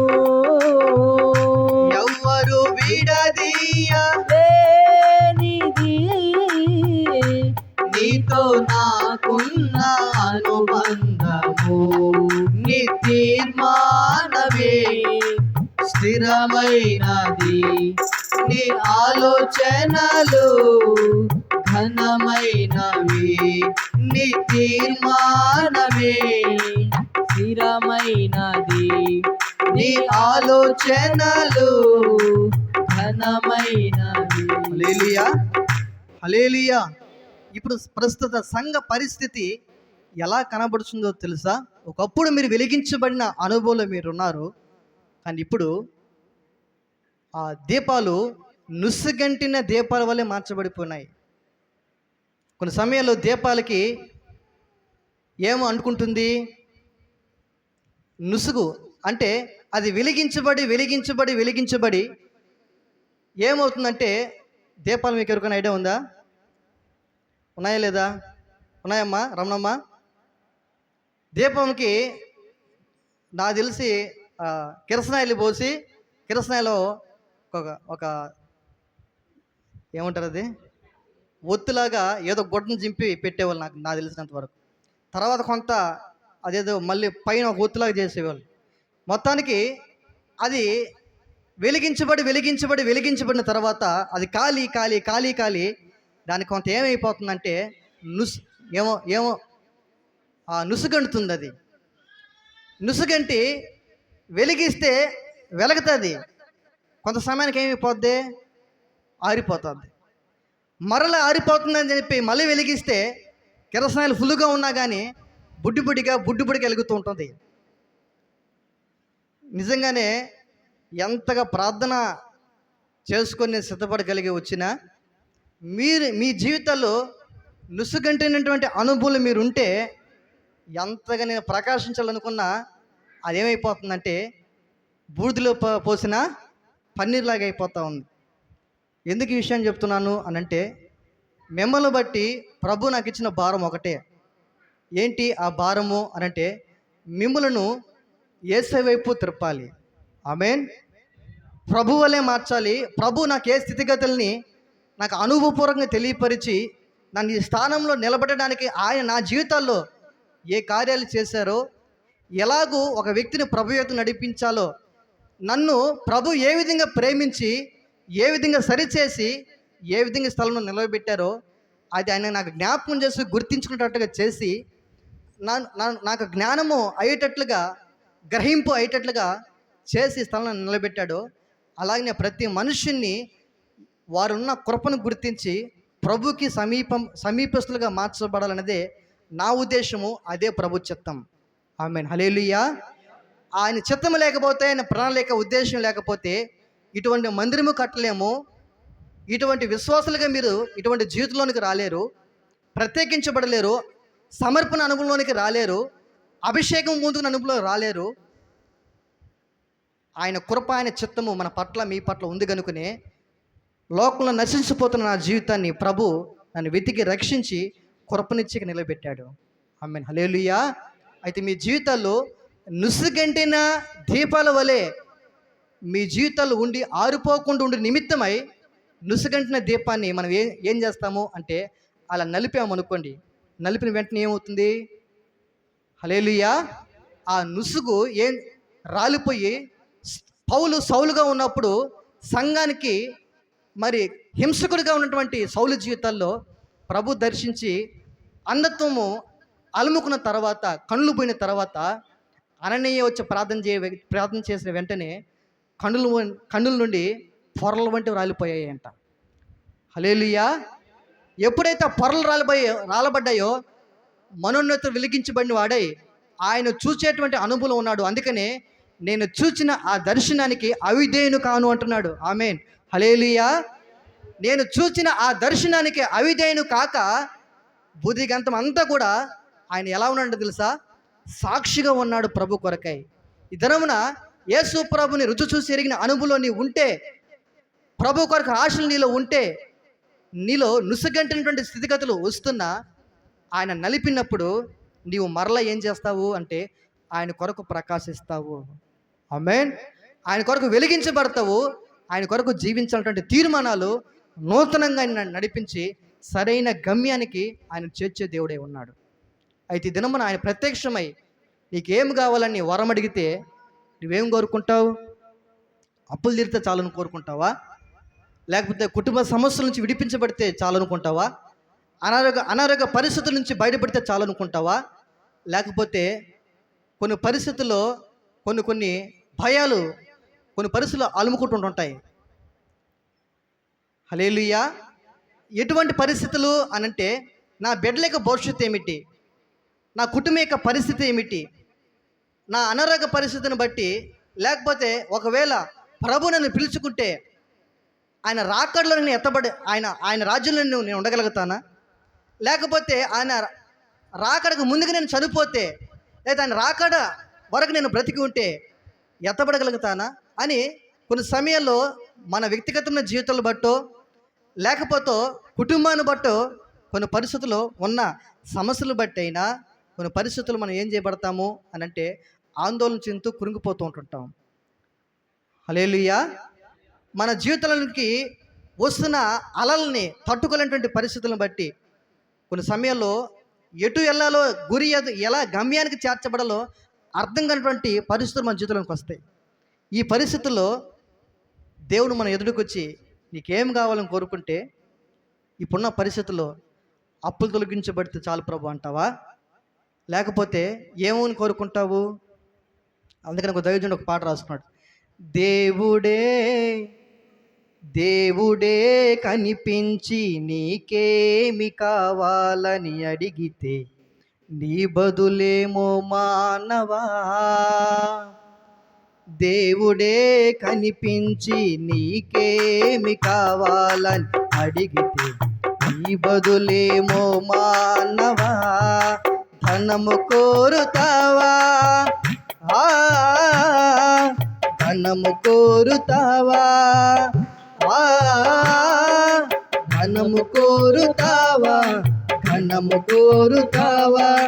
అల్పకాల పాప భోగములను కోరుతావా? అల్పకాల పాప భోగములను కోరుతావా?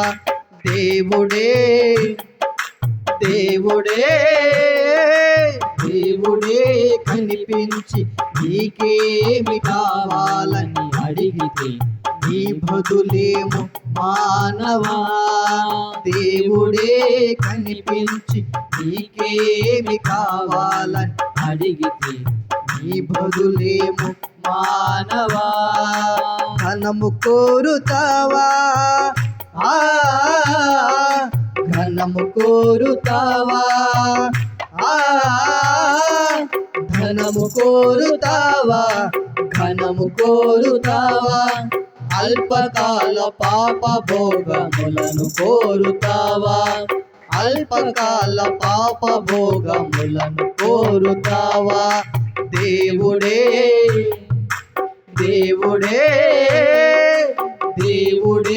కనిపించి నీకేమి కావాలని అడిగితే నీ బదులేమో మానవా. దేవుడే కనిపించి నీకేమి కావాలని అడిగితే నీ బదులేమో మానవా.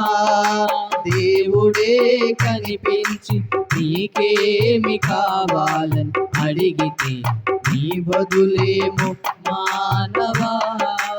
హల్లెలూయా. దేవుడే కనిపించి నీకేం కావాలని అడిగితే నువ్వేం అడుగుతావు?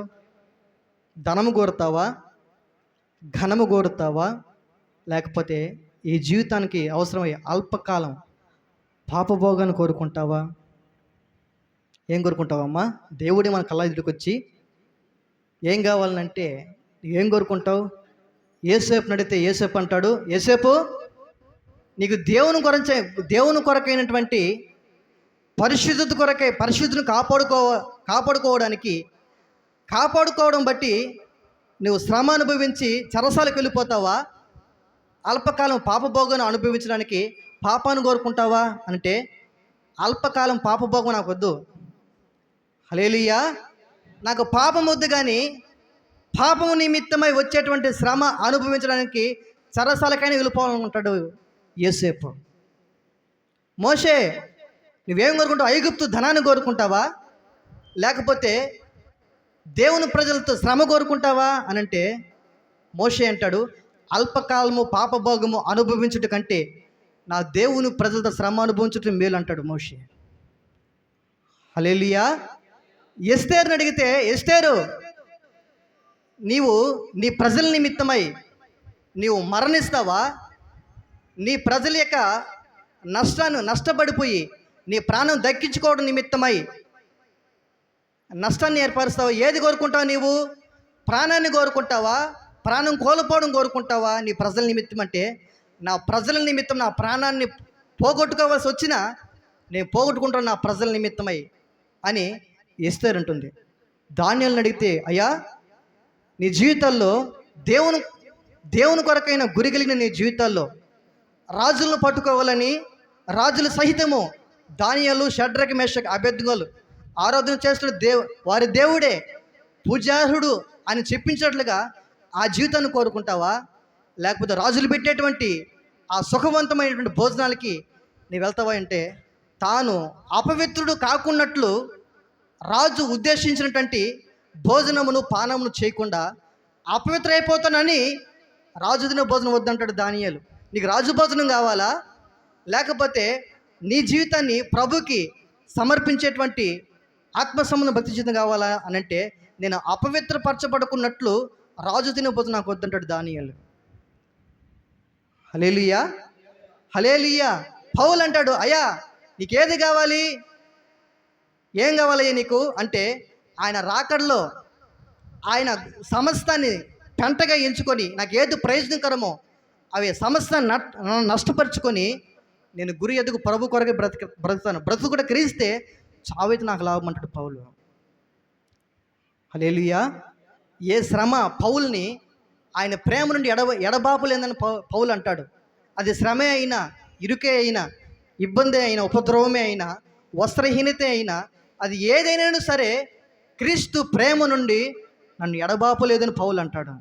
ఏది ఎడబాపలేదు? శ్రమ వచ్చిందా? రాని, వచ్చిన దారే పోతాయి అంటాడు. ఇరుకొచ్చింది, రాని, వచ్చిన దారే పోతాయి అంటాడు. అనారోగ్య పరిస్థితి రాని, వచ్చిన దారే పోతాయి అంటాడు. బలహీనత రాని, ఆయన కృప నా జీవితంలో సమృద్ధిగా అనుగ్రహించబడి నేను ఎప్పుడు బలహీననో అప్పుడే బలవంతునిగా ఆయన చేతునికి అప్పగించుకుని మార్చబడుతుని అంటాడు. ఈ దినమున దేవుడే కనిపించి నీకేం కావాలని అడిగితే నీకేం కోరుకుంటావు?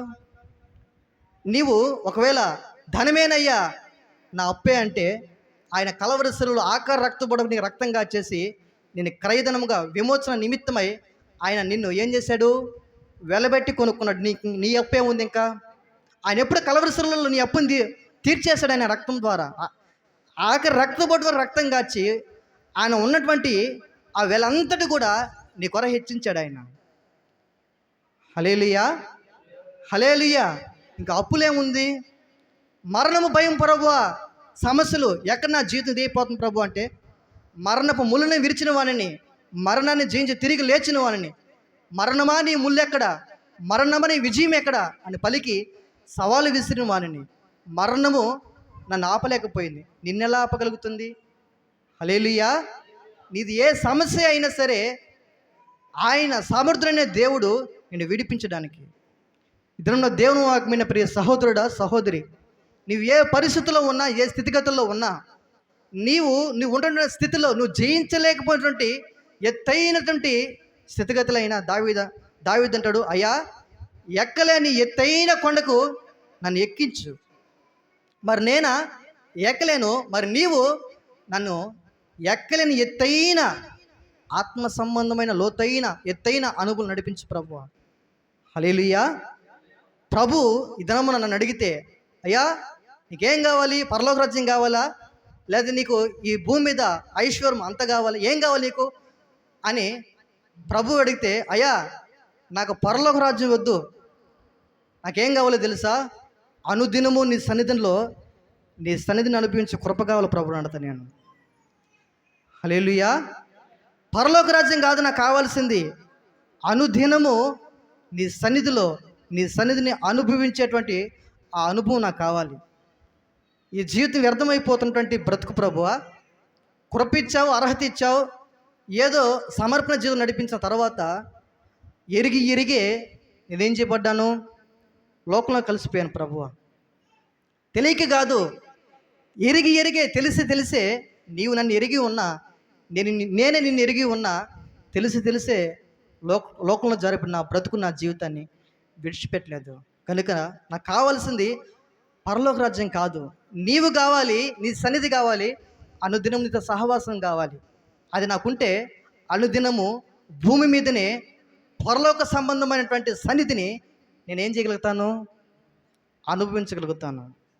పరలోక రాజ్యం కొరకు బ్రతకాలి అనేది ఏదో ఒక ఆశతో నీవు ఉండదు, తప్పు కాదు అది. కానీ భూమి మీద ఉండగానే ఒక దానియేలు ఎలాగైతే అనుదినము ప్రభు సన్నిధానంలోకి వెళ్ళి ప్రభుతో గడిపేటువంటి అనుభవము దానియేలుకు ఉన్నది. అందుకనే దానియేలు ప్రార్థన చేస్తున్నాడని దానియేలుని దేవుని విషయంలో తప్ప మరి ఎందులోనూ తప్పు కనిపెట్టలేమని వారు ఉద్దేశించి రాజు సమ్ముఖం వెళ్ళి వారు మనవి చేశారు. దానియేలుని సింహాల గుహలో వేయించాలని వాళ్ళు పన్నాగం కలిగి ఉంటే సింహాల గుహలోనికి వెళ్ళిపోవడానికి ఆశపడ్డాడు తప్ప, కానీ ప్రార్థన మానాలని మాత్రం ఆలోచన దానిలో లేదు. దినంలో దేవుని వాక్యమైన ప్రియ సహోదరుడా, సహోదరి, ఈ లోక సంబంధమైన అవసరాలు తీర్చబడాలనో, ఈ లోక సంబంధంగా నీవు దీవించబడాలనో, ఈ లోక సంబంధంగా నువ్వు అన్ని విషయాలు వర్ధిల్లాలనో ప్రభు ఉద్దేశం కాదా అంటే ప్రభు యొక్క ఉద్దేశమే. అన్నిటికి మించి నేను ఎందుకు ఆయన రక్షించాడో తెలుసా? ఎందుకు నిన్ను విమోచించాడో, నీ కొరకు ప్రాణం పెట్టాడో, సంఘంలో నిలిపాడో, దేవుడు ఉపదేశించి సమర్పణను తీసుకొచ్చాడో, నీకు ఈ మాటలను ఎందుకు వినిపింపచేస్తున్నాడో తెలుసా? నిన్ను ఆయనతో కూడా నిలబెట్టుకోవాలని. ఆమేన్. ఆయన కుడి పక్కన నీవు కూర్చోబెట్టుకోవాలని, నిలబెట్టుకుని రాజ్యం నిలబెట్టుకోవాలని ఆయన ఆశ కలిగి ఉన్నాడు. అయితే నీవు ఆయన ఇంతకాలం నిన్ను 9 నెలలు కాపాడిన తర్వాత నీవు పరిపూర్ణుడిగా మార్చబడలేకపోతే, పరిపూర్ణుడిగా నువ్వు చేయబడకపోతే, నీవు ఆత్మ సంబంధం రూపాంతరం చెందకపోతే, అలవాటు పడిపోయిన జీవితం అలవాటు పడిపోతే ఆయన రాకడ అతి సమీపంగా ఉన్నది. ఆయన రాకడను ఎలాగో ఎత్తబడగలుగుతావు? హిజ్కియా అంటున్నాడు, అయ్యా పిల్లలు పుట్ట వచ్చారు కానీ కనడానికి శక్తి లేదు. నీలో అభిషేకం లేదా? ఆత్మ సంబంధంగా బ్రతకాలంటే ఆశలే లేదా? నీ జీవితంలో దినమున వాక్యం ఏంటంటే నువ్వు ప్రభు కొరకు బ్రతకాలని ఆశలు ఉంటే ఆ ఆశలే సరైన తీర్మానాలు చేసేటట్లుగా చేస్తుంది. అందుకనే మన జీవితాల్లో కయ్యను హేబేలు ఉన్నాడు. హేబేలు శ్రేష్టమైన అర్పణ దేవుడికి అర్పించగలిగాడు అనంటే దేవుని కొరకైన ఆశ హేబేలు జీవితంలో ఉంది కనుకనే శ్రేష్టమైనటువంటి అర్పణ అర్పించగలిగినటువంటి ప్రథమ స్థానాన్ని ప్రభుకి ఇవ్వగలిగాడు. ఎందుకని? శ్రేష్టమైన దానికంటే శ్రేష్టమైనది హేబేలు అర్పించగలిగాడు. కారణం ఏంటి అంటే తన అంతరంగంలో దేవుని కొరకైన ఆశ తీవ్రత తనను శ్రేష్టమైనటువంటిని ఇచ్చేటట్లుగా హేబేలుని చేసింది. ఈ దినంలో నేను జీవితము క్షణభంగురమైనటువంటి జీవితంలో ప్రభు కొరకు బ్రతకలేకపోతున్నామంటే నీలో ఆశలు లేవని అర్థం. సహోదరుడా, సహోదరి, నీలో ఆశలు ఉంటే ఆ ఆశలు సరైన తీర్మానాలు చేపిస్తాయి. ఆ తీర్మానాలు నిన్ను సరైన గమ్యానికి చేరుస్తాయి. ఆమేన్. హల్లెలూయా. మన గమ్యం ఏమిటి అనంటే మన ప్రభు మధ్యాకాశంకి వచ్చిన తర్వాత ఆయన రాకూడదు, మనం ఎత్తబడమే మన యొక్క గమ్యం. గురి ఎద్దుగా పరిగెత్తడమే మన యొక్క గమ్యం. ఆయన చేరుకోవడమే ఆయన రాజ్యంలో నివసించడమే మన గమ్యం. అయితే సంఘంలో ప్రభు ఇచ్చినటువంటి కళ దర్శనాన్ని ఒకసారి జ్ఞాపకం చేసి నీ జీవితంలో నిర్లక్ష్యమైనటువంటి తనంలో నీవు ఉన్నావా? లేకపోతే నీ జీవితంలో అవిధేయత అనేటువంటి అనుభవంలో నీవు ఉన్నావా? లేకపోతే నీ జీవితంలో దేవుని యొక్క కార్యాలని రుచి చూసేటువంటి అనుభవంలో లేక నీకు అయిష్టతనంతో నీవు ఉన్నావా? లేకపోతే నడిపింపుకి అప్పగించుకునేటువంటి అనుభవంలో లేకుండా ఉన్నావా? ఏ అనుభవంలో నీవు ఉన్నావు? నిలబడుతున్న వ్యక్తిని బట్టి నీవు లేకపోతే చిన్న వ్యక్తిగా అనుకోనో, లేకపోతే మావాడులే అనుకోనో, నీ జీవితంలో అలా అనుకొని దేవునికి వాక్యం పెడచవును పెడితే దేవుడే సాక్షాత్తు నీతో మాట్లాడాలని ఉద్దేశించి సిద్ధపరిచిన మాటలు నీ అంతరంలోనికి వెళ్ళవు, నీ జీవితంలో పనిచేయవు.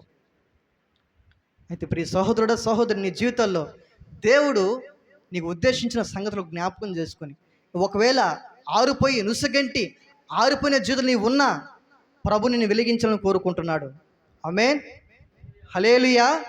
నీలో అటువంటి ఆశలు చచ్చిపోయిన స్థితిలో మోడు బారిపోయిన జీవితంలో నీవు ఉన్నా మోడు బారిపోయిన జీవితంలో సహితము ఆయన చిగురింప చేయాలని ఆలోచన కలిగిన వాడుగా చిగురింప చేసేటువంటి దేవుడుగా ఉన్నాడు. నీవు ఆయన చేతిలో అప్పగించుకుంటావా? ఆయన కొరకు బ్రతకాలని తీర్మానం చేసుకుంటావా? నీ జీవితంలో గొప్ప కార్యం జరిగిస్తుంది. ఇంకా వాక్యము ఎంతో ఉంది. హిజ్కియా గురించి మనం ధ్యానం చేయవలసి ఉన్నది. ప్రభు చిత్తం అయితే మరొక తరుణంలో ఆయన రాకడ ఆలస్యమైతే మరొక తరుణంలో ప్రభు మన అందరికీ ఆ మాటలు అనుగ్రహించును గాక. దేవుడు ఈ మాటలు మన వినికిడిలో దీవించును గాక. ఆమేన్. ప్రార్థన చేసుకుందాం.